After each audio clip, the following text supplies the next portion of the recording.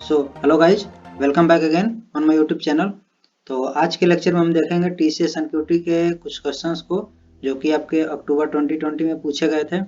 तो इसमें हमारा फर्स्ट क्वेश्चन है, a sum of rupees 30,000 invested in a scheme where the interest gets compounded annually and grows to rupees 51,840 rupees in 3 years. How much interest in rupees would have got occurred in 6 months in the same scheme had the interest been compounded quarterly? ठीक है, तो इसके लिए आपको पता है कि formula क्या होता है। जो भी आपका कंपाउंड इंटरेस्ट वगैरह जहाँ पर वो इंक्लूडेड होता है, तो आपको पता है कि जो भी आपका फाइनल अमाउंट होगा वो हो जाएगा प्रिंसिपल अमाउंट इंटू 1 प्लस, और जो भी इंटरेस्ट रेट है अपॉन में 100 इंटू, और जो भी जो है नंबर ऑफ टाइम्स जितना वो रहेगा। ठीक है, तो यहाँ पर आप देखिए क्या दिया है, आपकी ए की वैल्यू दिया है, यहाँ पर प्रिंसिपल अमाउंट गिवन है, और आर की वैल्यू आपको नहीं पता है। ठीक है, और कितने ईयर्स के लिए वो भी दिया है 3 years, तो एन की वैल्यू भी गिवन है। तो यहाँ से हम क्या कर सकते हैं, आर की वैल्यू यहाँ से फाइंड करेंगे और फिर जो है यहाँ से हम इंटरेस्ट कैलकुलेट करेंगे इस वाले के लिए। ठीक है, तो सबसे पहले यहाँ पर हम लिखते हैं अपने अमाउंट जो भी है 51,840 इक्वल्स 30,000 और 1 प्लस आर अपॉन 100 के पावर 3 है। तो यहाँ से हमारा आ जाएगा 1 प्लस आर अपॉन 100 के पावर में 3, और ये हो जाएगा इक्वल्स 5184 अपॉन में 3000। ठीक है, तो आप इसको जो है यहाँ पर कैलकुलेट करेंगे। तो मैं इसको क्या करता हूँ कि कैलकुलेटर से कैलकुलेट कर लेता हूँ, और आपको जो एग्जाम में भी कैलकुलेटर गिवन होता है, तो जहाँ पर भी आपको थोड़ी सी, वैसे इसको कैलकुलेटर की जरूरत नहीं है नहीं यहाँ पर, तो हो जाएगा 1 और ये हो जाएगा 7 2 8। ठीक है, 1 पॉइंट इतना। लेकिन अगर आपको ऐसे कैलकुलेशन गिवन हो जहाँ पर आपको थोड़ा भी प्रॉब्लम हो, तो आप जो है कैलकुलेटर का वहाँ पर यूज कर सकते हैं। और यहाँ से हमारा जो पावर 3 क्या हो जाएगा, ये पावर 3 आ जाएगा हमारा यहाँ पर, और ये हो जाएगा 1/3। और आपको पता है क्या है, ये है 1.2 का क्यूब है। तो यहाँ से हमें क्या मिल जाएगा 1.2, और यहाँ हमारा हो जाएगा r अपॉन 100 इक्वल्स 0.2। तो r की वैल्यू क्या आ जाएगी 20%। तो हमें r की वैल्यू मिल गई है। अब हमारा जो नेक्स्ट चीज है वो क्या है कि इंटरेस्ट फाइंड करना है, और जो भी इंटरेस्ट हो क्या है कंपाउंड हो रहा है क्वार्टरली, यानी कि आपके क्या है 3 मंथ्स पर हो रहा है, यानी कि 1 ईयर में कितना हो जाएगा, 1 ईयर में 4 क्वार्टरली क्वार्टर हो जाएंगे। ठीक है, तो यहाँ से हमारा जो रेट हो जाएगा वो क्या हो जाएगा, अब आर डैश में बोल दूंगा तो हो जाएगा आर अपॉन 4 हो जाएगा, यानी 5% हमें मिल गया। आर की वैल्यू चेंज हो जाएगी, और जो भी आपका टाइम है वो 6 मंथ्स के लिए। तो हम क्या करेंगे, सबसे पहले फर्स्ट क्वार्टर के लिए यहाँ पर कैलकुलेट कर लेते हैं। तो आपका फर्स्ट क्वार्टर के लिए क्या हो जाएगा, वो हो जाएगा आपका 30,000 इंटू 5 इंटू, और वो तो आपका हो जाएगा 1, क्योंकि क्वार्टरली एंड 3 मंथ्स का मैं कैलकुलेट कर रहा हूँ, अपॉन में 100 हो जाएगा। तो यहाँ से आपका क्या आ जाएगा, 00 कैंसिल हो जाएगा, और यह आ जाएगा 1500 रुपीज, यानी कि फर्स्ट क्वार्टर में आपका इतना इंटरेस्ट मिल रहा है। जब आप सेकेंड क्वार्टर की बात करोगे तो क्या होगा, ये जो 30,000 है, ठीक है, इसमें जो है 1500 ऐड हो जाएगा, और इसका फिर हम क्या करेंगे 5% कैलकुलेट करेंगे। इस तरह से कैलकुलेट करेंगे।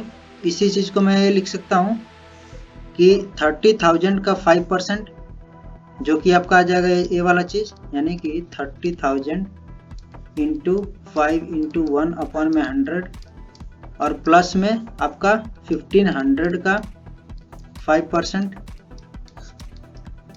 सेम चीज है यही, जो मैंने बस ब्रैकेट यहाँ पर ओपन कर दिया, यूँ समझिए।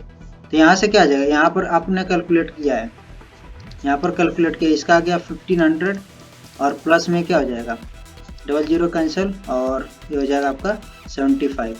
तो सेकेंड क्वार्टर में आपका क्या हो गया 1575, तो जो आपका 6 मंथ यानी कि दोनों जब क्वार्टर को मिलाएंगे 6 मंथ्स का हम जब कैलकुलेट करेंगे तो क्या हो जाएगा, वो आपका हो जाएगा 6 मंथ्स का हो जाएगा 1500 प्लस में 1575 यानी कि 3075 हो जाएगा। ठीक है, ये क्लियर है पूरा। इसमें हमारा यही ध्यान देने वाली चीज़ है कि सबसे पहले तो हम आर की वैल्यू को कैलकुलेट करेंगे यहाँ पर, और आर की वैल्यू कैलकुलेट करने के बाद से हमें जो है चीज़ ध्यान में रखना है कि कैसे जो है इंटरेस्ट गिवन है। ठीक है, क्वार्टरली है या फिर कैसे है, ईयरली, ये सारी चीज़ों को हमें ध्यान में रखना होगा। फिर जो है हमें यहाँ पर सब चीज़ों को कैलकुलेट करेंगे कि ये फर्स्ट क्वार्टर में है सेकेंड क्वार्टर में। ठीक है, और दोनों को ऐड कर देंगे। तब चलते हैं अपने नेक्स्ट सवाल की तरफ, और इसमें हमारा है कि 96 men were engaged for a project of constructing a railway track of the length of 18 kilometre in 4 weeks। ठीक है, यानी कि 96 men जो हैं क्या करते हैं 4 वीक्स, इनको काम करना है 4 वीक में 18 किलोमीटर का रेलवे ट्रैक का। After 1 week it was observe that the work of 4 kilometre was completed. और एक अब देखा क्या जाता है, जब एक काम करते हैं तो इतने 96 मैन काम करते हैं 1 वीक के लिए, तो ये सिर्फ कंप्लीट करते हैं 4 किलोमीटर।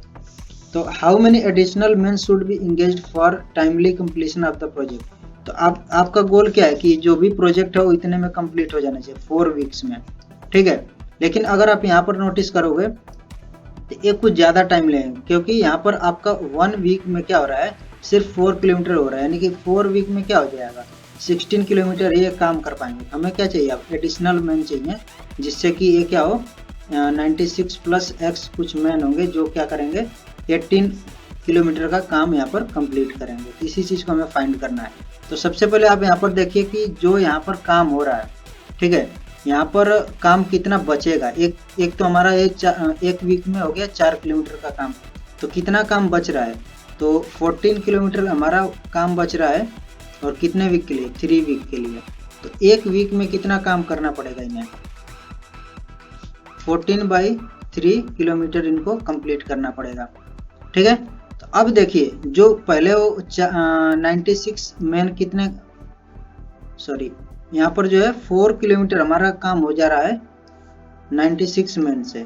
ठीक है, यानी 1 किलोमीटर कितने कर देंगे।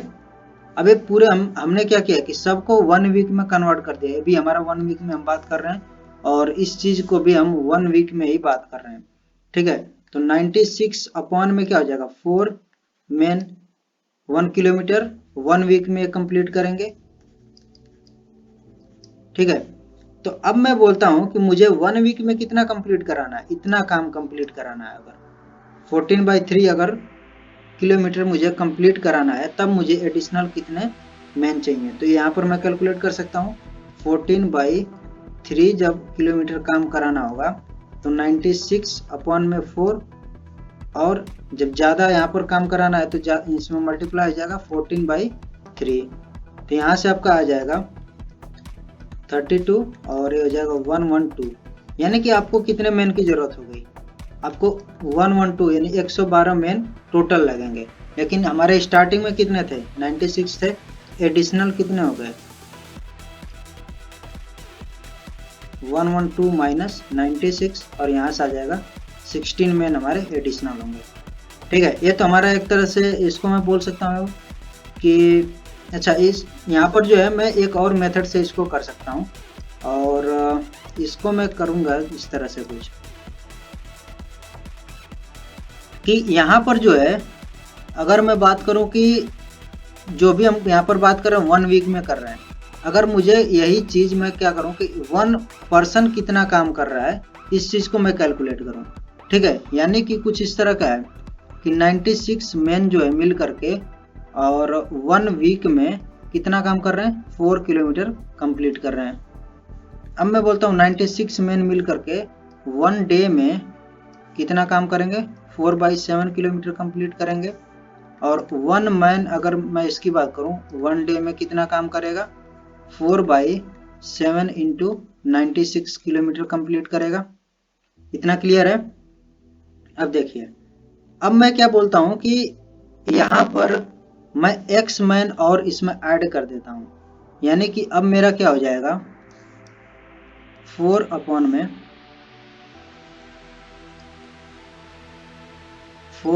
में 7 इंटू 96, ये तो एक आदमी का काम हो गया। अब जो है इसमें हमारे टोटल कितने हो गए 96 प्लस x, इतने आदमी और हो गए। और मुझे काम कितने दिन में कराना है, मुझे जो है काम टोटल 3 वीक्स में कराना है, यानी कि 21 डेज में। और कितना काम कराना है, ये हो जाएगा मेरा 14 किलोमीटर। इसको ध्यान से आप समझ लीजिए कि ये जो है काम इतना जो मैं देख रहा हूँ, ये जो काम है ये सिर्फ एक आदमी का काम है, इतना किलोमीटर ये कंप्लीट करेगा। अब मैंने क्या किया कि अब मैं इसमें इतने जो भी मेरे एडिशनल टोटल जो उसमें ऐड होंगे सबको मैंने बोल दिया कि अब इतने इसमें पर्सन है, अब एक कितना किलोमीटर कंप्लीट करेंगे। अब जो भी ये कंप्लीट करेंगे वो आ जाएगा यहाँ पर मेरा। फिर मुझे क्या चाहिए कि जो 21 दिन में 21 डेज में एक अभी मेरा क्या था, ये जो आपका निकला है, ये निकला है पर मैन पर डे वर्क कितना है, ठीक है। यहाँ पर भी अभी मेरा क्या निकल रहा है, यहाँ पर मेरा है कि अब जो है पर डे वर्क है। यहाँ तक क्या था, यहाँ तक था ये वाला जो आपका है ब्रैकेट के अंदर जो मैंने लिखा है, ये था आपका पर मैन पर डे वर्क। फिर मैंने मन से जितने भी मैन है सबसे मल्टीप्लाई कर दिया, तब क्या हो गया पर डे वर्क हो गया। और जब मैंने डे को भी इसमें इंक्लूड कर दिया यहाँ पर, तो ये क्या हो गया कि जो भी आपका वर्क है टोटल वर्क हो गया, टोटल वर्क हो गया। और टोटल वर्क आपको कितना कराना है, 14 किलोमीटर कराना है। तो बस आपको इसी को सॉल्व करना है, ठीक है। तो आप इसको सॉल्व करोगे तो कितना आ जाएगा, यहाँ से आ जाएगा मेरा 3, और फिर 3 से यहाँ से कैंसिल हो जाएगा 32, और फिर 4 से यहाँ पर 8 आ जाएगा। तो ये हो गया मेरा 96 प्लस x अपॉन में 8 इक्वल्स 14 किलोमीटर।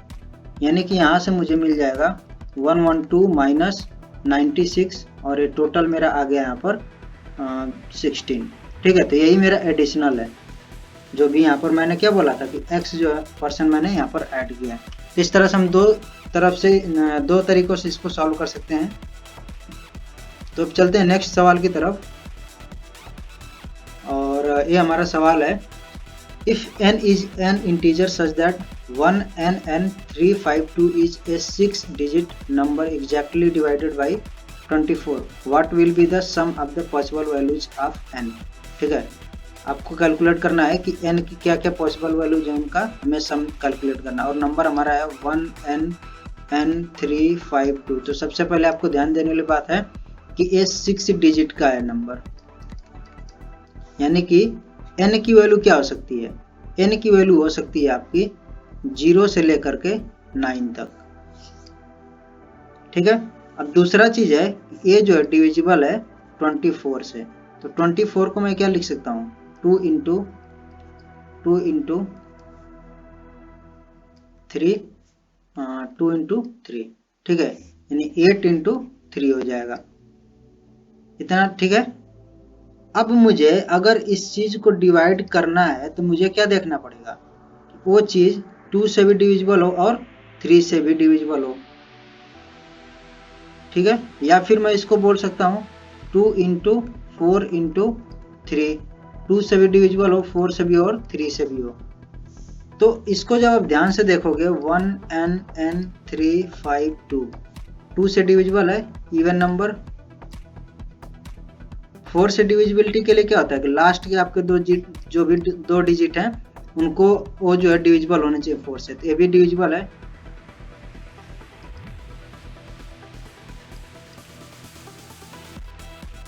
अब जो आपका 3 से डिविजिबिलिटी का रूल होता है कि जो भी आपके नंबर गिवन है उसके डिजिट्स का सम क्या होना चाहिए, 3 से डिवाइड हो जाना चाहिए, यानी कि 1 plus n plus n plus 3 plus 5 plus 2, ये जो है क्या होना चाहिए 3 से डिवाइड होना चाहिए। कितना आएगा, आप इसको जब सम करोगे तो ऐड करोगे तो हो जाएगा आपका 11 प्लस 2n।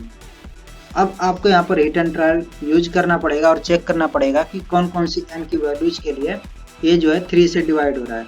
तो हम n की वैल्यू 0 रखेंगे तो डिवाइड नहीं होगा, ठीक है। फिर n की वैल्यू 1 रखेंगे तो ये आ जाएगा हमारा 13, 2 रखेंगे तो ये हमारा आ जाएगा 15, ये हमारा हो जाएगा। फिर 3 रखेंगे तो 3 पर हमारा हो जाएगा 17, ये भी नहीं होगा। फिर 4 रखेंगे तो 19, ये भी नहीं होगा। फिर हम 5 रखेंगे तो 21, ये हमारा हो जाएगा। इसके बाद क्या हमारा 6 रखेंगे तो हो जाएगा हमारा 23, ये भी नहीं होगा। फिर 7 रखेंगे तो हमारा हो जाएगा 25, ये भी नहीं होगा। फिर 8 रखेंगे तो 8 में हमारा हो जाएगा 27, ये हो जाएगा हमारा। 9 रखने पर ये हमारा 29, ये नहीं होगा। तो हमारे पास कितनी वैल्यूज आ गई, n की 8 है और वैल्यू हो सकती है, 5 हो सकती है और 2 हो सकती है। तो सबको ऐड कर देंगे तो हमारा आ जाएगा 15। ठीक है, तो अब चलते हैं नेक्स्ट सवाल की तरफ। और ये हमारा है what is the mean deviation of the data. तो आपको पता होगा कि मीन डेविएशन का मतलब क्या होगा। पहले तो आपको इसका मीन निकालना पड़ेगा जो भी डेटा गिवन है। फिर जो है सबसे पहले आपको मीन निकालना है। फिर आपका मीन से डेविएशन कितना है उसको कैलकुलेट करना पड़ेगा। फिर जो है इस डेटा का हमें मीन निकालना पड़ेगा। ठीक है, तो इतना हमें काम करना है। तो सबसे पहले हमें क्या करना है, मीन निकालना है। तो मीन क्या हो जाएगा, मीन हो जाएगा 8 प्लस, सबको हम ऐड कर देंगे। ठीक है, तो ऐड करेंगे तो कितना हो जाएगा, ये हमारा हो जाएगा 17, और मैं ऐड कर लेता हूँ तो मेरा आ जाएगा 17, 29 और फिर प्लस 34, 44, 50, 60, 80 और 104, 134, 36 और 66, 70, यानी मेरा आ जाएगा 200। जो भी आपका वो यहाँ पर ऐड करोगे 200 आ जाएगा। और कितने नंबर्स यहाँ पर हैं, 1 2 3 4 5 6 7 8 9 10, अपन में 10 हो जाएगा। तो हमारा मीन आ गया 20। अब हमें क्या करना है कि जो भी हमारे डेटा है इसका हमें यहाँ पर डेविएशन निकालना पड़ेगा।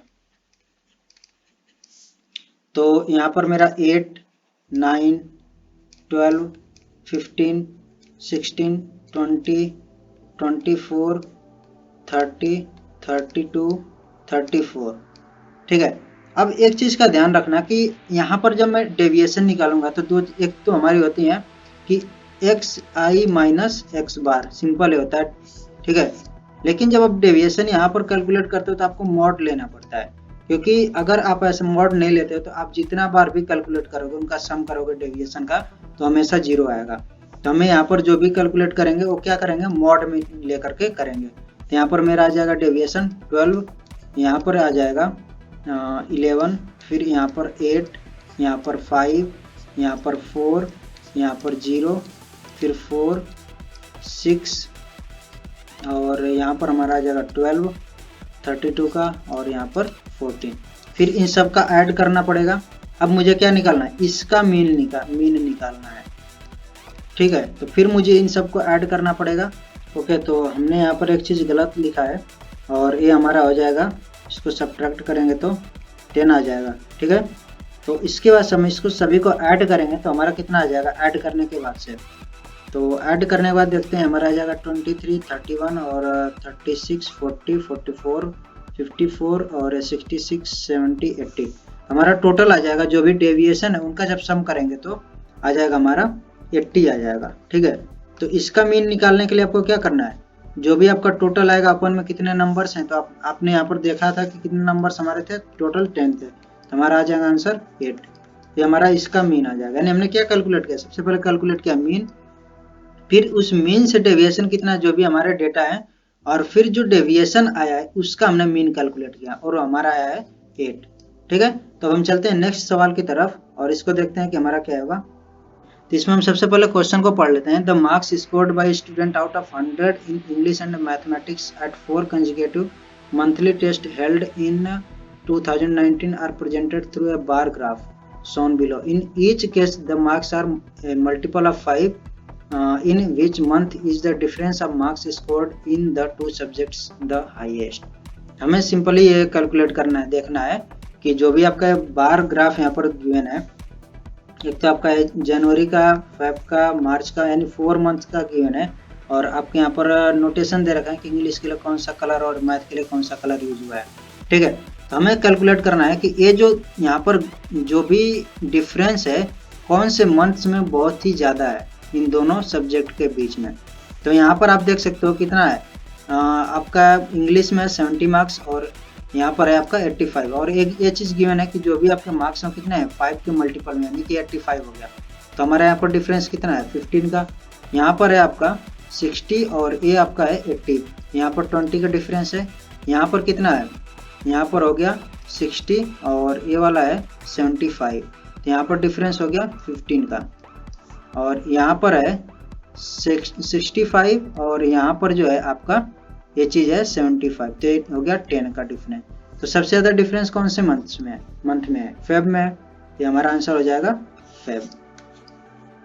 तो अब चलते हैं अपने नेक्स्ट सवाल की तरफ, और इसमें हमारा है कि what is the mean proportional between the MPs, यानी कि मीन प्रोपोर्शनल ऑफ, यानी हमें क्या कैलकुलेट करना है, सबसे पहले कैलकुलेट करना है इसका मीन प्रोपोर्शनल, ठीक है, फिर इसका मीन प्रोपोर्शनल, और जो चीज आएगी फिर हमें इसका मीन प्रोपोर्शनल कैलकुलेट करना है। तो सबसे पहले हम बात कर लेते हैं मीन प्रोपोर्शनल होता क्या है। तो अगर हमारे पास दो वैल्यूज हैं ए और बी, तो इनका मीन प्रोपोर्शनल इस तरह से कैलकुलेट होगा, ए बी और एक्स को मैं मान लेता हूँ मीन प्रोपोर्शनल है, ये हो जाएगा, ठीक है। तो आपको पता होगा कि इसका इसमें मल्टीप्लाई कर लेते हैं और एक्स का इसका इसमें, x square equals a into B हो जाएगा। तो यहाँ से हमें मिल जाएगा अंडर रूट ए इंटू बी। तो सेम चीज है, ये जो हमारे दो डेटा की मैंने इनका मीन प्रोपोर्शनल कैलकुलेट करेंगे तो क्या होगा 2/7 इंटू 32/343, इसका हो जाएगा अंडर रूट। दूसरा हमारा इस ये वाला जो डेटा गिवन है इसका हमारा मीन प्रोपोर्शनल अंडर रूट में 2 इंटू 1/5000। अब जो है ये दोनों मीन प्रोपोर्शनल हमारे आ गए, एक हमारा मीन प्रोपोर्शनल, एक हमारा 2 1, ठीक है। अब हमें इसका जो है फिर निकालना है मीन प्रोपोर्शनल, तो हम क्या करेंगे इनका मल्टीप्लाई कर देंगे और इसको लिख देंगे अंडर रूट में, इतना कर सकते हैं। तो यहाँ से हम इसको कैलकुलेट करेंगे और ये क्या आपका 7 का क्यूब है, तो यहाँ से हमें मिल जाएगा, और ये हो जाएगा इसका और इसका मल्टीप्लाई करेंगे तो 64 हो जाएगा, यानी 8 का स्क्वायर हो जाएगा। तो हमें मिल जाएगा यहाँ पर 8/49 इंटू ये यहाँ पर कैंसिल हो जाएगा और मिल जाएगा 2500, तो ये हो जाएगा हमारा 1/50 मिल जाएगा, ठीक है। तो यहाँ से जो भी आपके यहाँ मिल जाएगा 4 और ये हो जाएगा 25, तो आपको मिल जाएगा 2/7 इंटू 5 और ये आ जाएगा 2/35, ठीक है। तो हमारा आंसर है।